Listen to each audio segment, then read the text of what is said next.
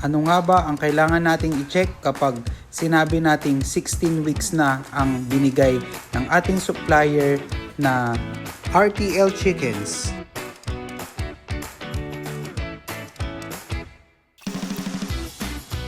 Ayun, hindi pa naka-on. Tari mo muna ba?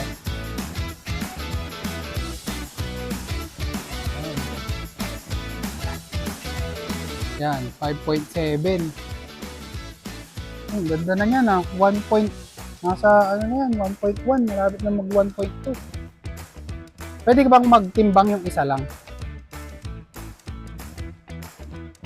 Hi guys, nagtatali po ako ng manok. Kamo boss ah. Wala po kaya? Ayun no. Ganda, 1.2. Sige po, ayan ako po. 1.2 na siya. Ang breed ng mga manok natin na kinakarga natin ngayon ay high sex. Ang theoretical weight ng mga high sex kapag ka nasa 16 weeks na sila ay nasa around 1.1 kilo hanggang 1.2 kilo. So nagtimbang tayo kanina, yung tinimbang natin kanina, ang lumabas ay nasa 1.2 na. So ibig sabihin, good na yung mga manok natin.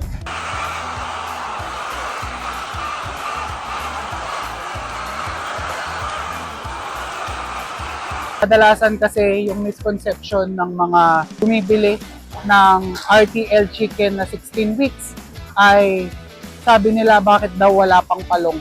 So basically, kailangan binibase natin lagi yan sa body weight ng isang manok. Kahit na sabihin na nating 20 weeks yan o 24 weeks o kahit gaano pa katanda yung manok natin, kapag yung timbang nila hindi pa nila nakukuha yung laying weight nila na kadalasan ay pumapalo ng 1.5 to 1.6 and above ay hindi maglilay na.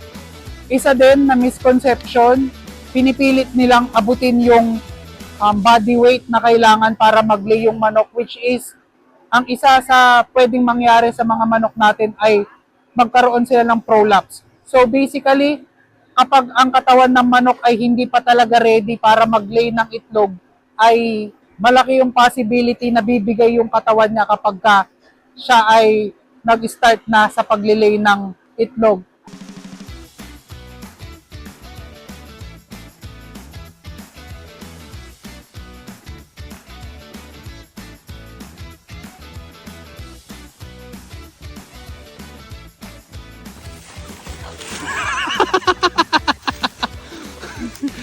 Taob!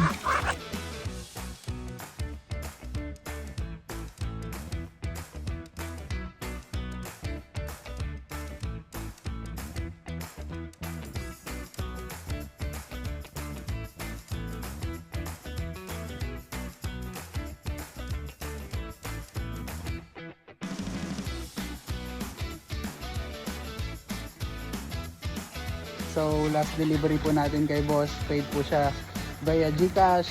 Let's go boss. Thank you po. Thank you very much po. Thank you very much. Boss, ingat po. Ingat na lang. Ayun guys, battle scars. Ayan. Hindi tayo kadumis. Ayan. Dali tayo.